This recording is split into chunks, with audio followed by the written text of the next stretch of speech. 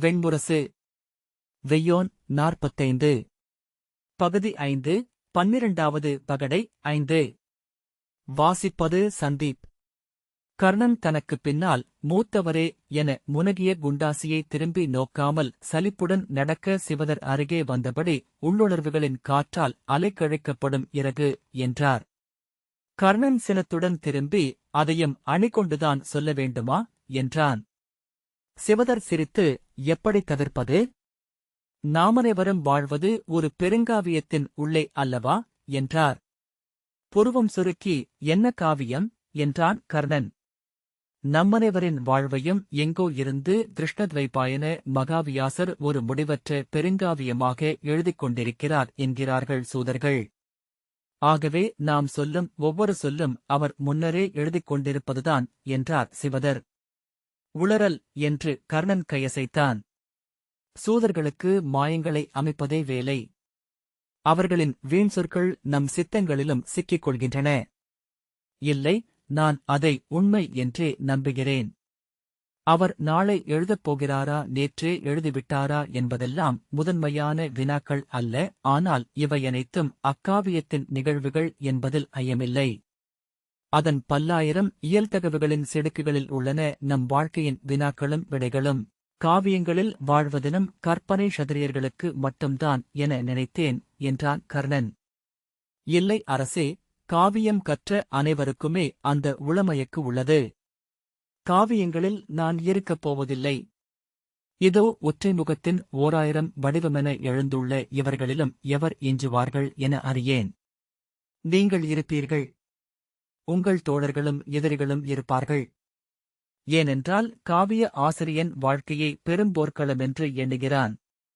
அதில் நீங்களெல்லாம் பெருந்தேர்வீரர்கள். உங்களைக் கொண்டே அவை எழுதப்படும். உங்கள் தேர் உர்ந்து செல்லும் வழியின் சிற்றீர்களே பிற மானுடர்கள் என்ற சிவதர் புன்னகைத்து, உயர்ந்தோர் மாட்டு உயிர்க்கும் உலகை இளமையிலேயே நாங்கள் அறிந்து கொள்கிறோம் என்றார். கர்ணன், இது என்ன பேச்சு? வீண் என கையை அசைத்தான். ஆனால் இத்தகைய எண்ணங்களை நாம் அனைவரும் விரும்புகிறோம். ஓர் இடர் எழுகையில் உரிய தீர்வுக்குச் செல்வதைவிட பொருத்தமான ஒப்புமையை அல்லது அணிச்சொல்லை அடைவதைப் பற்றித்தான் நாம் கவலை கொள்கிறோம். கிடைத்ததும் வென்றுவிட்டதாக எண்ணி உவகையில் துள்ளுகிறோம். திரும்பி குண்டாசி இருந்த இடத்தை நோக்கிய கர்ணன், இந்த குடிகாரமுடனும் காவியங்களுக்குள் சென்று விழுந்ததை எண்ணினால்தான் வியப்பாக இருக்கிறது என்றான். கற்கும் நூல்களில் இருந்தே நமது மொழி அமைகிறது அரசே. இதோ இப்பெரும் ஏரியும் கோட்டையும் அதற்கப்பாலுள்ள அரண்மனை தொகையும் அனைத்துமே ஒப்புமைகளாகவும் உருவகங்களாகவும் சொல்லணிகளாகவும் என் கண்களுக்கு தென்படுகின்றன என்றார் சிவதர். சொல்லப்போனால் நானே கூட உங்களுடன் சேர்க்கப்பட்டு ஓர் அணியசைச் சொல் மட்டுமே. கர்ணன் சிரித்து, ஆம், எளிய சுற்றொடரில் எண்ணம் எடுப்பதற்கே உளப்பழக்கம் அற்றவராகிவிட்டோம் என்றான். ஏரிமேல் நாரைகள் வெண்டாமரை மலர்தொகை போல கொத்தாக நீந்திச் சென்றன.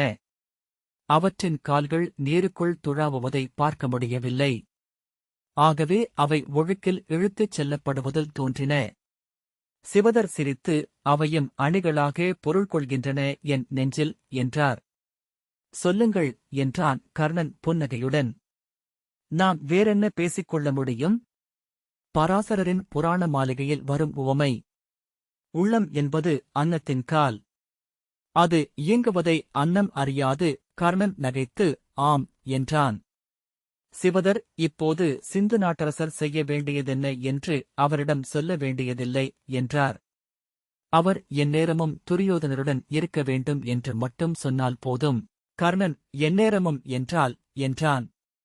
எந்நேரமும் என்று சிவதர் அழுத்தினார். ஒரு தருணத்தில் கூட பாஞ்சாலத்து அரசி துரியோதனரை தனிப்பட்ட முறையில் சந்திக்கலாகாது.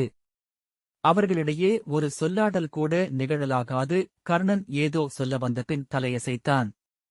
சொல் எனும் நாகப்பல் என சிவதர் தலையை அசைத்தார். கர்ணன் புருவம் சுருங்கி நோக்க, அரசே, இங்கிருந்து சென்று மீள்வது வரை விழிப்பிலும் துயிலிலும் அரசர் துரியோதனர் அருகே ஜெயத்ரதர் இருப்பாரென்றால் கணிகர் சொன்ன அத்தருணத்தைக் கடந்து இங்கு மீள முடியும் என்றார் சிவதர். கர்ணன் அவர் கண்களை சிறிது நேரம் நோக்கிய பின், ஆம், உண்மை என்றான். பின்பு முகம் விரிய நகைத்து ஜெயத்ரதன் ஒன்றையும் தவற விடமாட்டான். ஏனென்றால் அவன் இன்னொரு அரசனாகம் என்றான். சிவதர் இப்போது புரிந்து கொண்டு ஆம் என நகைத்தார். ஆனால் இதெல்லாம் தேவையற்ற முன்னெச்சரிக்கைகள் என்றே என் உள்ளம் சொல்கிறது என்றான் கர்ணன். சிவதர், நாம் செய்யக்கூடுவது இது ஒன்றே. இதை மீறி அடுத்த காயை தெய்வங்கள் நகர்த்தக்கூடும் என்றார். கர்ணன் சினத்துடன் திரும்பி, சிறந்த வழியொன்றை சொல்கிறீர்கள். அதன் பிறகு அதை நீங்களே தோற்கடிக்கிறீர்கள் என்றான். அது சிறந்த வழிதான்.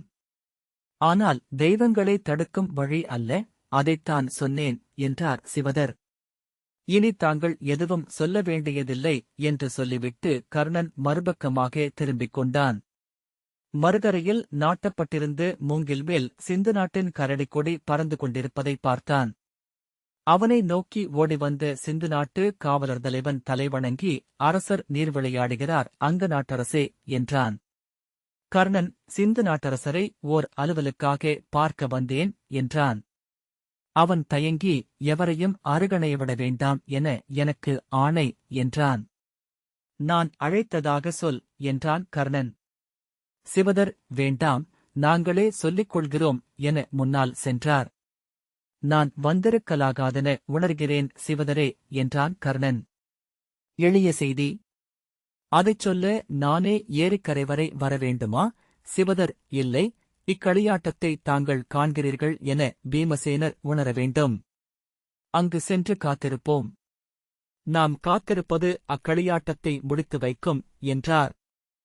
ஜெயத்ரதர் மேலேறி வந்ததும் அவரிடம் தனியாக அவர் இந்திரபிரஸ்தத்திற்கு துரியோதனருடன் துணையாகச் செல்ல வேண்டும் என்று கோருங்கள். நாம் சொல்வதென்ன என்பதை தொலைவில் நின்று நோக்குகையிலேயே இளைய பாண்டவர் உணர்ந்து கொள்வார். அந்தச் செய்தியுடன் அவர் இந்நகர் விட்டு நீங்க வேண்டும். இது எதுவும் எனக்கு புரியவில்லை என்றான் கர்ணன். பீமசேனர் நுட்பமானவர். அவர் இங்கு வந்திருக்கும் பாஞ்சால அரசின் வாயும் செவியும் விழியும் என்றார் சிவதர். நீங்கள் ஜெயத்ரதருக்கு எத்தனை நெருக்கமென அவர்கள் அறிந்தாக வேண்டும். நீங்கள் அவரே என அரசி எண்ண வேண்டும். அவர்கள் அணுகும்தோறும் மேற்குக் கரையில் ஏரிநீர் பரப்பு கொந்தளித்துக் கொண்டிருப்பதை காண முடிந்தது. மீன் கூட்டம் கரையணைந்தது போல என்றார் சிவதர். அதையே கர்ணனும் எண்ணிக்கொண்டிருந்தான்.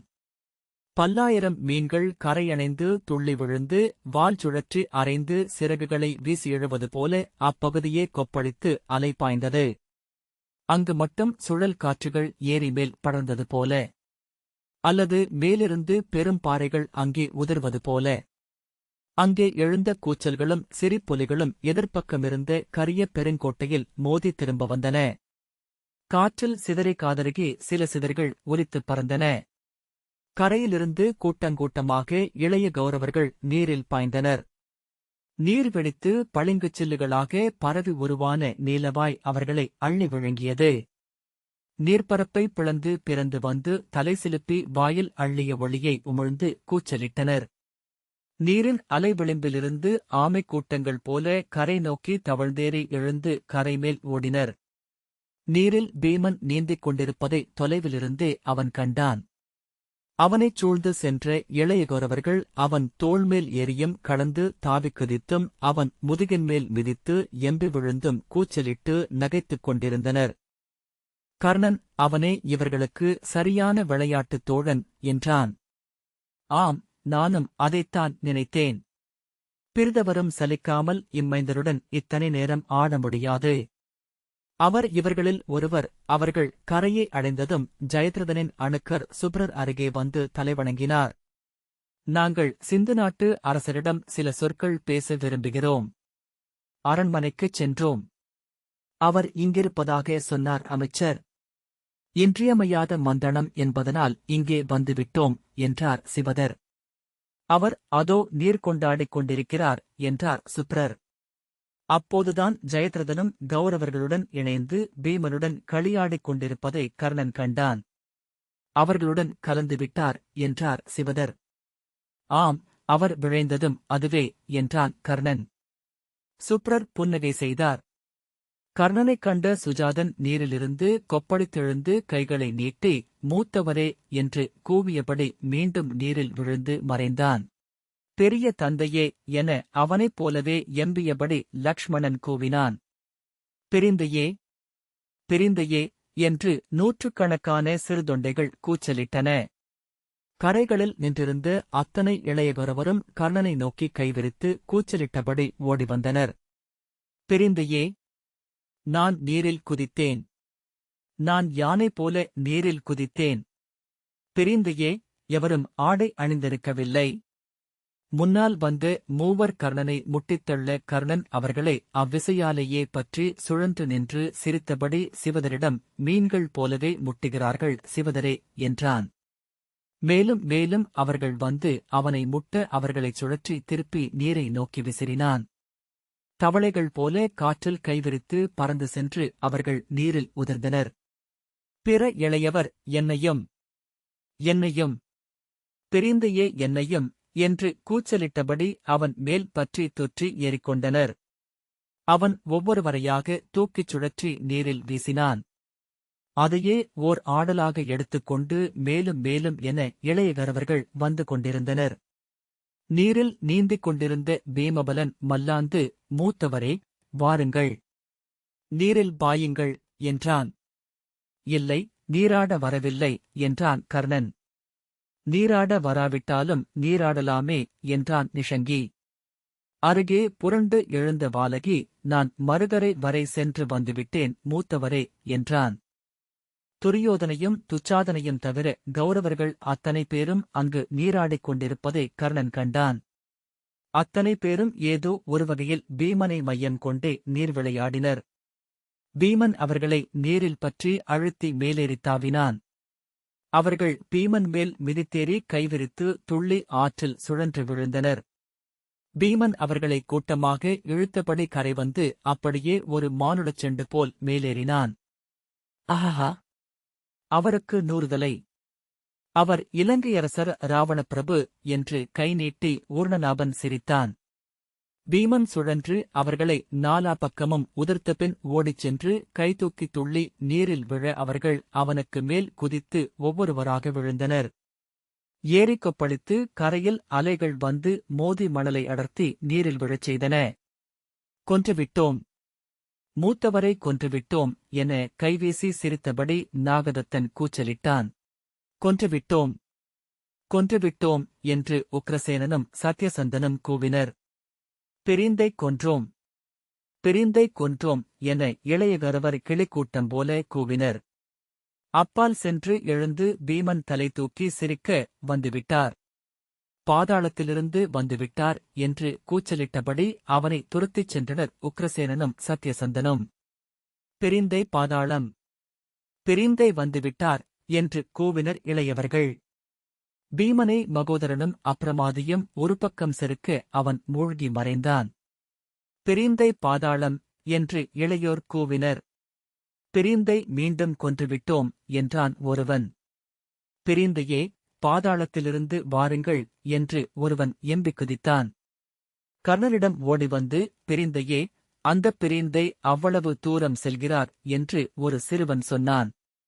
அவரால் இந்த ஏரியை 4 முறை நீந்த முடியும் என்றான் அவன் பின்னால் ஓடிவந்த இன்னொரு பொடியன். அவர் வானில் பறக்கிறார் என்று ஒரு குழந்தை கூவினான். அவர் அனுமன் என்றான் இன்னொரு சிறுவன். ஆம் என்றான் கர்ணன். பீமன் நீரைப் பிளந்து திரிகளாக முகத்தில் தொங்கிய முடிக்கற்றைகளை நீர் சிதற பின்னால் தள்ளி கூச்சலிட்டு நகைக்க அவர்கள் பீமனை நோக்கி, பிரிந்தையே பிரிந்தையே என்று கரையில் நின்று துள்ளி குதித்துக் கொண்டிருந்தனர். லக்ஷ்மணன் கர்ணன் அருகே வந்து, அத்தனை பேரும் அவரால் பித்துப்பிடித்தவர்களாகிவிட்டார்கள் பெரிய தந்தையே. இனி அவர் எளிதில் இங்கிருந்து செல்ல முடியாது. சென்று விட்டாரென்றாலும் நெடுநாள் அவரைப் பற்றியே எண்ணிக் கொண்டிருப்பார்கள் என்றான். சுஜாதன், அவரையே தங்கள் உண்மையான தந்தை என்று ஒருவன் சொன்னான் என்றான். சிரித்தபடி, ஒருவேளை அது உண்மையாக இருக்கலாம் என்றான் கர்ணன். அவன் என்ன சொல்கிறான் என்பது புரியாமல் சுஜாதன் அவரிடம், நீங்கள் இனிமேல் என் தந்தையாக இருங்கள் என்று சம்பு சொன்னபோது பீமசேனர் ஆம் அவ்வாறே என்றார் என்றான். லக்ஷ்மணன் ஓடிச் சென்று நீரில் பாய சுஜாதன் இதோ நானும் என்றபடி அவனைத் தொடர்ந்து ஓடிச் சென்று காற்றில் எம்பி கைவீசியபடி நீரில் பாய்ந்தான்.